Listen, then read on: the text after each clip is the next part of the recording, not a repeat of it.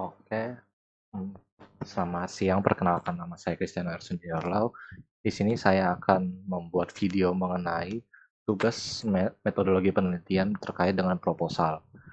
Untuk judul dari proposal Metopen saya adalah analisis pengendalian kualitas produk sepatu dengan menggunakan metode Six Sigma dan Kaizen untuk meminimasi produk cacat dengan studi kasus di CV XYZ Malang, Jawa Timur. Oke.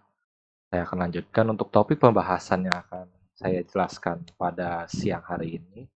Yang pertama adalah tentu saja berkaitan dengan latar belakang dari alasan pemilihan judul. Yang kedua ada rumusan masalah dan juga tujuan penelitian. Yang ketiga adalah manfaat penelitian. Yang keempat adalah batasan masalah dari penelitian tersebut. Yang kelima ada dasar teori dari metode-metode yang digunakan nantinya. Dan juga yang terakhir ada metodologi penelitian. Selanjutnya ada latar belakang. Latar belakang yang pertama itu pada dasarnya permintaan akan sandang itu terus meningkat, yang termasuk sepatu. Yang kedua ada banyaknya muncul industri manufaktur sepatu sehingga persaingan pun semakin ketat sehingga pembagian pasar ini lebih ketat dan kompetisinya lebih tinggi. Selanjutnya adalah perusahaan juga perlu menjaga dan meningkatkan kualitas produk sebagai salah satu harapan dari perusahaan. Yang selanjutnya adalah data aktual yang diperoleh dari observasi awal. Ada terdapat produk cacat yang dihasilkan sebesar 1.784 pasang sepatu dari total 50.000 pasang sepatu pada atau sebesar 3,56% itu termasuk produk cacat atau defect. Yang selanjutnya ada diperlukan analisis untuk menemukan penyebab beserta solusi dari pengurangan produk yang cacat ini atau defect. Selanjutnya ada Six Sigma atau salah satu metodenya yaitu untuk membantu mengidentifikasi akar masalah secara sistematis. Yang kedua ada Kaizen yang digunakan untuk merumuskan perbaikan yang berkelanjutan atau continuous. Selanjutnya ada rumusan masalahnya. Yang pertama yaitu apa saja jenis-jenis cacat atau defect yang terdapat pada proses produksi sepatu di CV XYZ. Yang kedua ada faktor-faktor penyebab timbulnya produk cacat atau defect pada proses produksi sepatu. Dan yang ketiga adalah bagaimana usulan perbaikan untuk meminimasi produk cacat pada proses produksi sepatu di CV XYZ.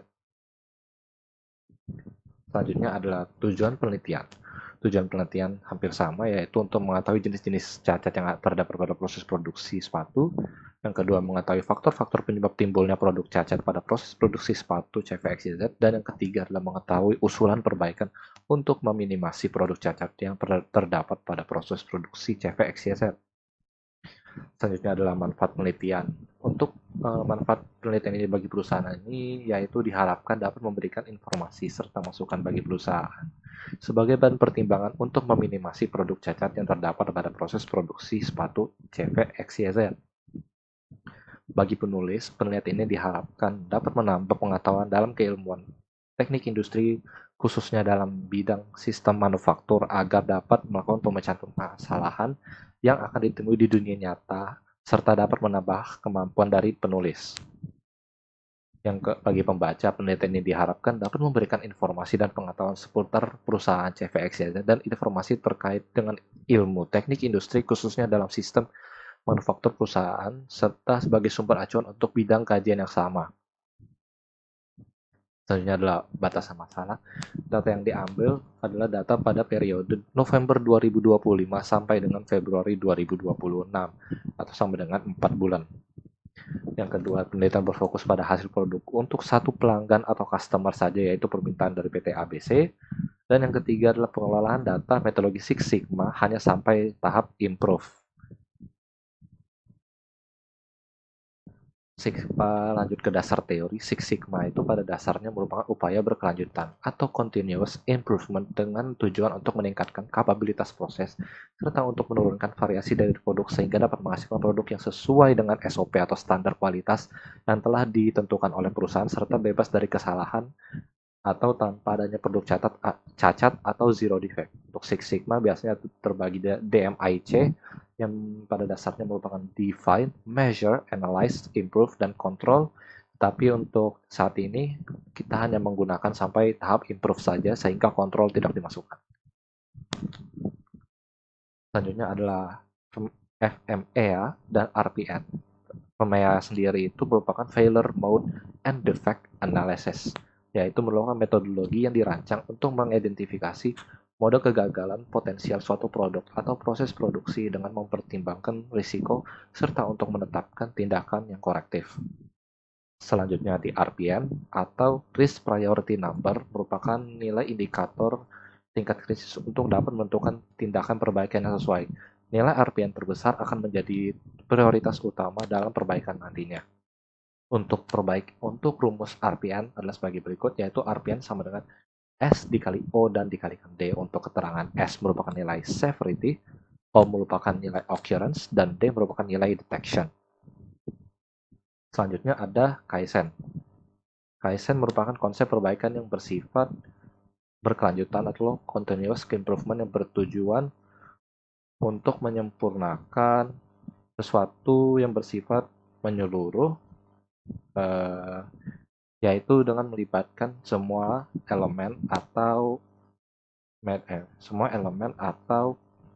variabel yang ada.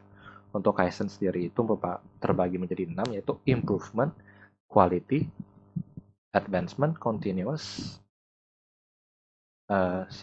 success, dan implementation. Selanjutnya ada penelitian terdahulu yang telah ditemukan untuk tahun 2016 dengan peneliti Rasmatas, Ragasiwi, dan Susatyo Nugroho dengan judul Aplikasi Six Sigma DMAIC dan Kaizen sebagai metode pengendalian dan perbaikan kualitas produk PT Sarandi Karya Nugraha dengan metodenya Six Sigma dan Kaizen. 2018 ada Robi Rio Andi Wibowo dan Joko Sutsetyo dan Petrus Wisnu Broto dengan pengendalian kualitas produk kayu lapis menggunakan metode Six Sigma dan Kaizen serta statistical quality control sebagai usaha mengurangi produk cacat. Metodenya Six Sigma dan Kaizen. 2019 ada Hidayatul Nur Laili dan Suparto dengan judul Analisis Pengendalian Kualitas untuk mengurangi cacat pada produk sepatu dengan menggunakan metode Six Sigma dan Kaizen di PT Karya Mitra Budi Sentosa. 2021 ada Bagas Satrian Wijaya, Denis Andesta, Efta Darti Kasari Priyana, yaitu dengan judul Minimasi Kecacatan pada Produk Kemasan Kedelai menggunakan Six Sigma, FMEA, dan Seven Tools di PT SATP. Untuk metodenya ada Six Sigma, FMEA, dan Seven Tools. Selanjutnya pada metode penelitian dibagi menjadi beberapa tahap, yaitu ada tahap persiapan, tahap pengumpulan data, tahap pengolahan data, tahap pembahasan dan analisis, dan juga tahap penutup. Pada tahap persiapan terdapat studi pendahuluan, identifikasi masalah, tujuan dari penelitian, batasan masalah, dan studi lapangan. Pada pengumpulan data dibagi menjadi dua, yaitu data primer dan data sekunder. Untuk data primer, contohnya adalah data alur proses produksi sepatu yang terdapat pada CVXYZ, nilai severity, occurrence, detection, dan juga data sumber penyebab masalah dari produk cacat tersebut. Untuk data sekunder contohnya adalah data jumlah produksi dan data produk cacat atau defect yang biasanya diberikan oleh perusahaan. Selanjutnya pada pengolahan data, untuk define tadi kan ada DMAIC, yaitu define, measure, analyze, improve, dan control. Untuk control tidak ada. Untuk define ada pembuatan diagram SIPOC dan identifikasi jenis-jenis cacat atau defect. Yang kedua adalah measure atau ya dengan penentuan CTQ. CTQ ini pada dasarnya merupakan atau adalah singkatan dari critical to quality, yaitu atribut atau karakteristik yang penting dari sebuah produk yang secara langsung mempengaruhi kepuasan pelanggan dan harus dijaga agar tetap dalam batas tertentu untuk memastikan kualitas dari produk itu masih sesuai dengan yang diharapkan. Yang kedua ada perhitungan DPMO. DPMO itu pada dasarnya merupakan sebuah metrik yang digunakan dalam metode Six Sigma untuk mengukur jumlah cacat atau defect per 1 juta peluang cacat dalam suatu proses. Untuk DPMO sendiri itu merupakan singkatan dari defect per million. Defect per million.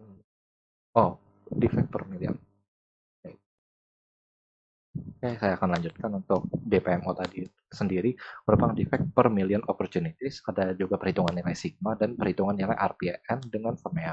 Untuk analyze adalah pembuatan cause and effect diagram dan juga identifikasi faktor penyebab permasalahan dengan improve, yaitu usulan perbaikan dengan menggunakan Kaizen 5 step plan yang meliputi Seiri, Seiton, Seiko, Seiketsu, dan Shitsuke. Untuk pembahasan dan analisis adalah analisis identifikasi jenis-jenis cacat atau defect, analisis faktor penyebab permasalahan, dan analisis usulan perbaikan. Untuk jadwal kegiatannya dapat dilihat sebagai berikut, yaitu untuk penyusunan dan pengajuan judul dan pengajuan proposal adalah pada bulan Desember tahun 2025 dan pengajuan proposal sampai dengan Januari 2026. Untuk perizinan penelitian juga pada Januari 2026, pengumpulan data Januari sampai Februari 2026, analisis data dari Februari sampai Maret 2026, dan tahap penyusunan laporan adalah dari Maret sampai dengan April 2026. Dan akan diakhiri dengan tahap penutup yang berisi biasanya kesimpulan dan saran dari penelitiannya nanti. Sekian dan terima kasih. Selamat siang. Mohon maaf jika ada kesalahan kata. Terima kasih.